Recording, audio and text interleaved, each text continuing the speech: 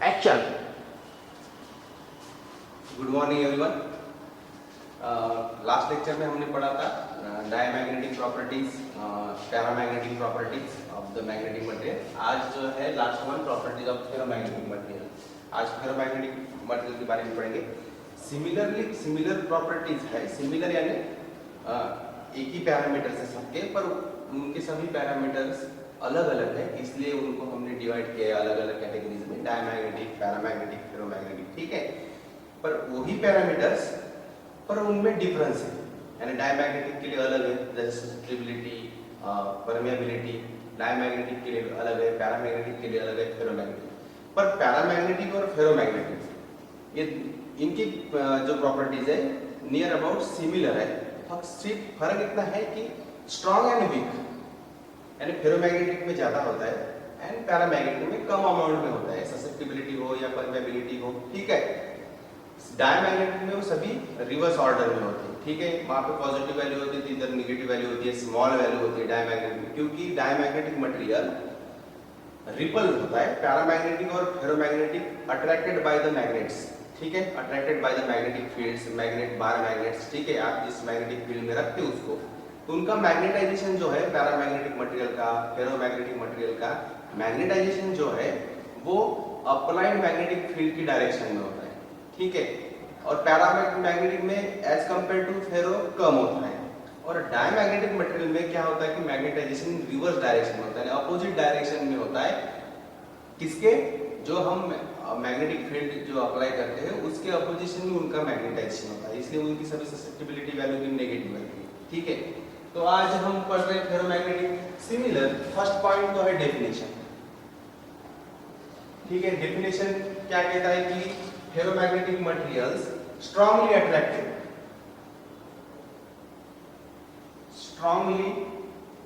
Attracted by magnet. अगर किसी हमने मैग्नेट रख दिए और उस मैग्नेट में अगर फेरोमैग्नेटिक मैग्नेट है, वो तो डेफिनेटली मैग्नेटिक फील्ड अप्लाई करेंगे। किस पे अप्लाई करेंगे? जो सब्सटेंस उस मैग्नेटिक फील्ड में रखेंगे। किसके मैग्नेटिक फील्ड में? मैग्नेट की। अगर मैग्नेट रखते हो आप एन पोल एस पोल के, और उसके में आप उसके मैग्नेटिक फील्ड में, उन मैग्नेट के मैग्नेटिक फील्ड में अगर आप फेरोमैग्नेटिक मटेरियल रखते हो, तो definitely that magnetic ferromagnetic material strongly attracted by the magnets. ठीक है, सेकंड जो है वो है, अगर वो है रॉड के बारे में, यानी कोई बार मैग्नेट है, कोई रॉड है जो फेरोमैग्नेटिक मटेरियल का बना है, जो रॉड है फेरोमैग्नेटिक मटेरियल का बना है, और आपने अगर अरेंजमेंट की है एन पोल एस पोल, और इसमें अगर वो बार मैग्नेट जो है या रॉड है जो फेरोमैग्नेटिक मटेरियल का रॉड बना है, उसको आप सस्पेंड करते हो। ये सस्पेंड किया है मैंने, ठीक है, कोई भी एक रिजिड सपोर्ट से सस्पेंड किया है, तो which is move along the direction of magnetic field quickly along, यानी ये एन पोल है एस पोल। ठीक है, इनकी मैग्नेटिक फील्ड इस डायरेक्शन में, आपने ऐसे ही सस्पेंड कर दिया कोई भी एक बार मैग्नेट जो फेरोमैग्नेटिक मटेरियल से, तो क्विकली अलाइन होता है in the direction of magnetic field, in the direction of magnetic field as compare to paramagnetic. Paramagnetic भी अलाइन होता है in the direction of magnetic field. जो रॉड है पैरामैग्नेटिक मटेरियल का, वो भी अलाइन होता है in the direction of magnetic field, पर क्विकली नहीं होता। फेरोमैग्नेटिक मटेरियल क्विकली अलाइन होता है। क्विकली क्या होता है? अलाइन होता है in the direction of magnetic field of this magnet. या कोई भी आप सिस्टम यूज करो जिससे हम मैग्नेटिक फील्ड अप्लाई कर सकते हैं। ऐसी सिस्टम से अगर हम मैग्नेटिक फील्ड अप्लाई करते हैं इस फेरोमैग्नेटिक रॉड पे, तो वो quickly in the direction of magnetic field, applied magnetic field align होता है एज कंपेयर टू पैरामैग्नेटिक। दोनों भी अलाइन पैरेलल रहते हैं, दोनों भी पैरामैग्नेटिक और फेरोमैग्नेटिक मटेरियल, पर अलाइन होने का जो ये है क्या बोलते हैं उसको, टाइम, वो जो है फेरोमैग्नेटिक का फास्ट है। ठीक है, वो क्विकली अलाइन होता है। ठीक है, in the direction of magnetic field, in the direction of magnetic field. ठीक है, ये सेकंड प्रॉपर्टी है। थर्ड प्रॉपर्टी है कि जैसे डायमैग्नेटिक मटेरियल जो है वो स्ट्रॉन्गर पार्ट से वीकर पार्ट की तरफ मूव होती है, बराबर है। पैरामैग्नेटिक मटेरियल वीकर पार्ट से स्ट्रॉन्गर पार्ट की तरफ मूव होती है। सिमिलरली पैरामैग्नेटिक जैसे ही फेरोमैग्नेटिक मटेरियल वीकर पार्ट से स्ट्रॉन्गर पार्ट पर मूव होती है, पर क्विकली मूव होती है। कैसी मूव होती है? क्विकली, फास्टली मूव होती है। ठीक है, it is also quickly move from weaker part to stronger part। कौन सा पार्ट? Magnetic field. जहां पे मैग्नेटिक फील्ड वीक है अन्य दूसरी जगह मैग्नेटिक फील्ड स्ट्रांग है अन्य, उसके बीच में अगर आप फेरोमैग्नेटिक मटेरियल रखते हो तो वो जो फेरोमैग्नेटिक मटेरियल है वीकर पार्ट से स्ट्रॉन्गर पार्ट की तरफ मूव होता है। जैसे कल हमने एग्जांपल बताया हमने कि अगर कोई एन पोल और एस पोल है जो दूर है, वो कैसे है? दूर है, यानी थोड़ा ज्यादा डिस्टेंस पे है। ठीक है, तो ऐसे कंडीशन में पोल पे near the pole magnetic field ज्यादा होती है and at the centre magnetic field कम होती है, लेस होती है as compare to the pole at the pole. ठीक है, तो ऐसे कंडीशन पे अगर हम फेरोमैग्नेटिक मटेरियल किसी ग्लास में रखते हैं, सपोज मैंने फेरोमैग्नेटिक मटेरियल रख दिया है, तो it is quickly move from weaker part two stronger part. ये वीकर पार्ट है तो यहाँ का जो मटेरियल है वो स्ट्रॉन्गर पार्ट की तरफ मूव हो जाएगा, तो यहाँ पे वो ऐसे स्टोर होगा। ठीक है, इस वीकर पार्ट का जो भी मटेरियल है वो स्ट्रॉन्गर पार्ट की तरफ शिफ्ट हो जाएगा। ठीक है, अगर आप यही सेम पोल आप एकदम नजदीक रखते हो, नजदीक जब भी रखते हो ना तो प्रॉपर्टी नहीं बदलती। प्रॉपर्टी तो वीकर पार्ट से स्ट्रॉन्गर पार्ट की तरफ ही मूव होगा फेरोमैग्नेटिक मटेरियल, पर ये जो है दूर और नजदीक, इसके कारण क्या होता है, ये जो है स्ट्रॉन्ग पार्ट का है वीक पार्ट का है वो बदलता है। ठीक है, तो डेफिनेटली अगर आप पोल नजदीक रखते हो तो सेंटर में स्ट्रॉन्गर पार्ट होता है और at the pole weaker part होता है। ठीक है, तो ऐसे कंडीशन में आप अगर मटेरियल रखते हो तो definitely weaker part two stronger part move होता है, मींस यहाँ पे मटेरियल यहाँ ज्यादा जमा होगा, यहाँ पे यहाँ ज्यादा हो रहा है क्योंकि स्ट्रॉन्गर पार्ट यहाँ पे है, यहाँ पे सेंटर पे स्ट्रॉन्गर पार्ट है तो सेंटर पे मटेरियल स्टोर होगा। ठीक है, जमा होगा। ठीक है, this is example of the ferromagnetic material move from weaker part two stronger part. ठीक है, फोर्थ नंबर जो प्रॉपर्टी है वो है मैग्नेटाइजेशन। ये इंपॉर्टेंट है बहुत, magnetisation which is indicated by the capital I। ठीक है, when you place the ferromagnetic material in magnetic field, any magnetic field आप रखते हो तो क्या होता है कि जो भी डायपोल है उस फेरोमैग्नेटिक मटेरियल में एटम्स है तो हर atom is consider as a dipole. ठीक है, बराबर। डायपोल क्यों रहता है वो मैंने पढ़ा है, most orbital motion of the electron, spin motion of the electrons, they produce the magnetic field, magnetic field is considered the magnet. ठीक है, तो मैग्नेट में दो पोल होंगे, डायपोल होंगे, एन पोल एस पोल, तो डायपोल, तो जो भी डायपोल मूवमेंट जो है उस फेरोमैग्नेटिक मटेरियल में जो भी जितने भी नंबर ऑफ डायपोल्स है वो क्या करेंगे, maximum amount of this dipoles oriented or aligned in the direction of magnetic field। when you apply the external magnetic field, all the dipoles aligned, maximum amount of the dipoles aligned in the direction of magnetic field, so strongly magnetized। पर ये ferromagnetic है तो maximum paramagnetic के भी dipole aligned in the direction of magnetic field, but as compared to the ferromagnetic material, paramagnetic के dipole movements कम होती है, जो अलाइन रहती है, कुछ ना कुछ रैंडम में रहती है, पर फ्यू यानी as compare to ferromagnetic material इनका अलाइनमेंट जो है in the direction of magnetic field कम होता है as compare to ferromagnetic material. ठीक है, पर दोनों भी align in the direction of magnetic field होते हैं, पर पैरा में कम होते हैं, फेरो में ज्यादा होते हैं। Means maximum number of dipole aligned in the direction of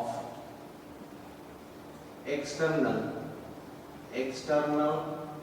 magnetic field। ठीक है, मैक्सिमम नंबर ऑफ, ठीक है, and it is positive, large amount में होती है, लार्ज अमाउंट में रहती है और positive.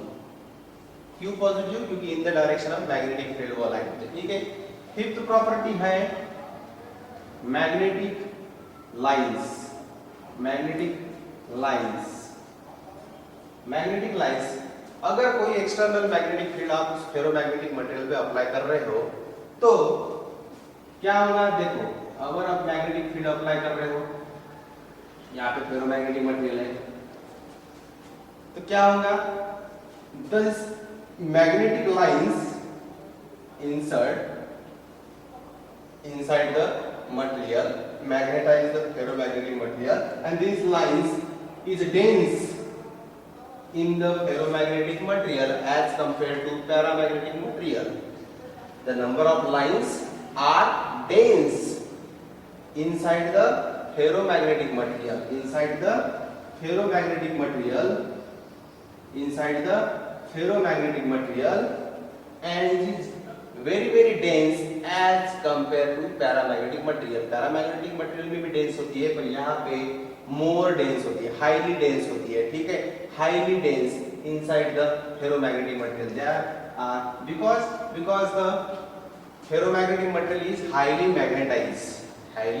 magnetized as compared to paramagnetic material, ठीक है. This is magnetic lines are dense, ठीक है, हाईली डेंस कैसी रहती है, highly dense inside the ferromagnetic material, ठीक है। अब सिक्स्थ प्रॉपर्टी जो है, सिक्स्थ प्रॉपर्टी है ससेप्टिबिलिटी,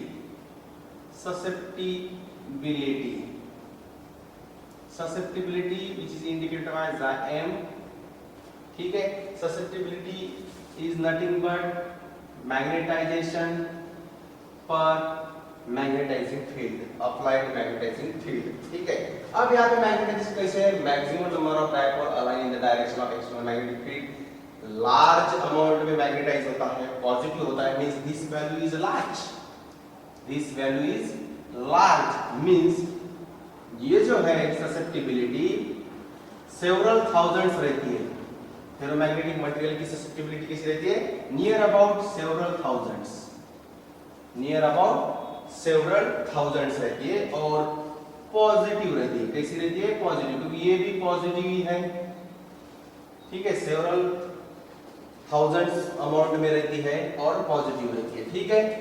7 नंबर है permeability, relative permeability, relative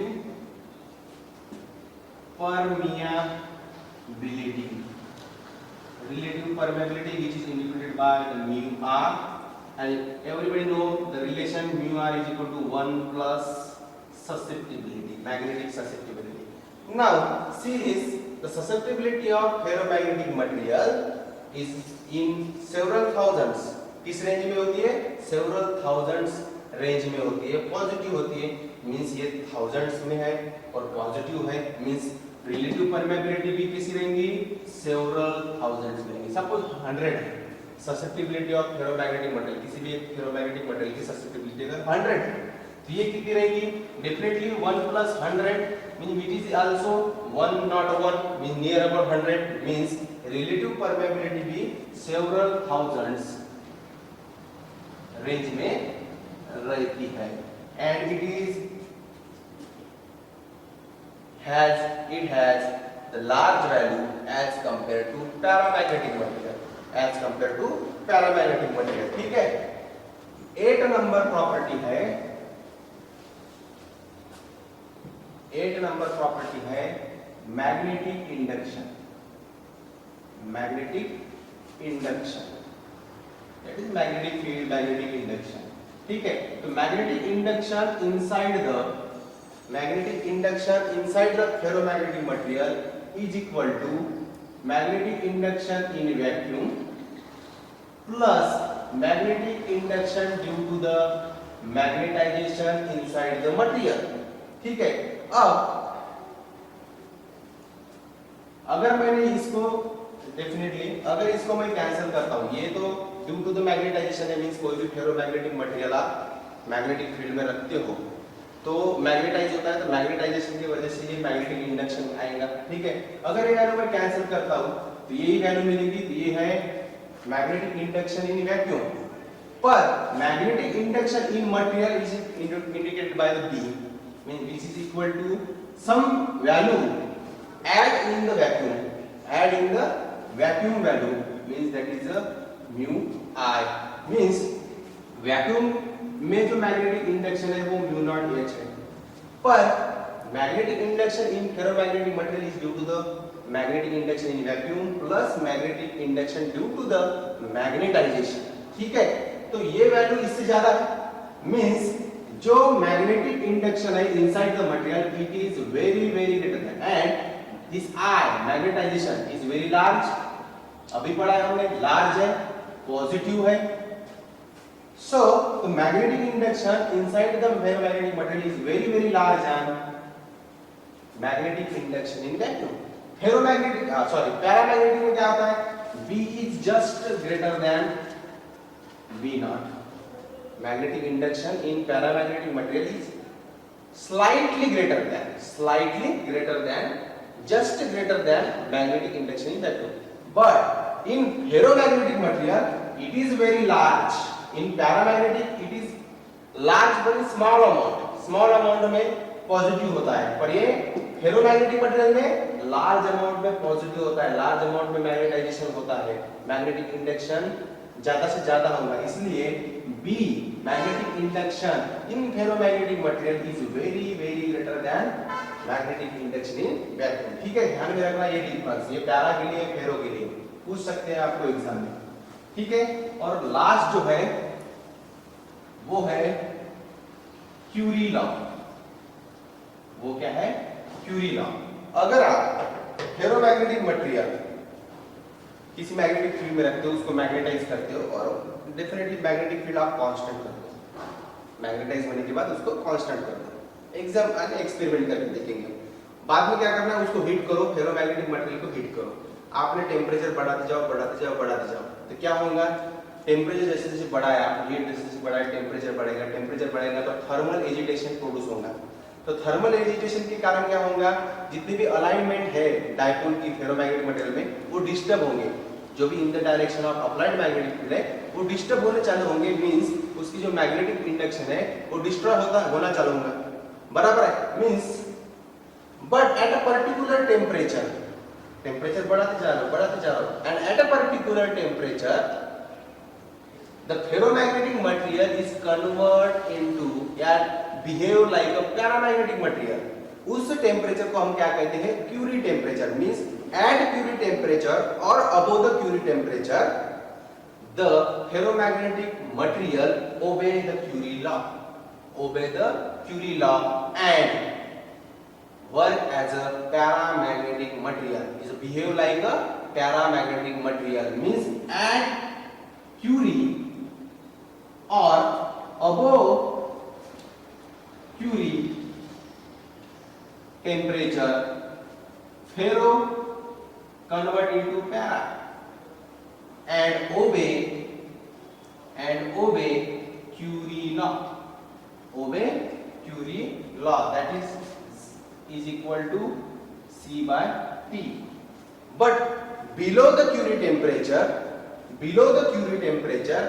ferromagnetic material, whatever it has the magnetization which is destroyed, which is depend upon excess temperature, and that law is called Curie-Weiss law. उसे क्या कहते हैं हम? Curie-Weiss law, C by T minus Tc. This is a Curie-Weiss law. This is a Curie law. Above the Curie temperature, ferromagnetic convert into paramagnetic, and paramagnetic आपको सबको पता है paramagnetic material Curie law पे depend रहता है। ठीक है, inversely proportional to the temperature रहता है, बराबर है।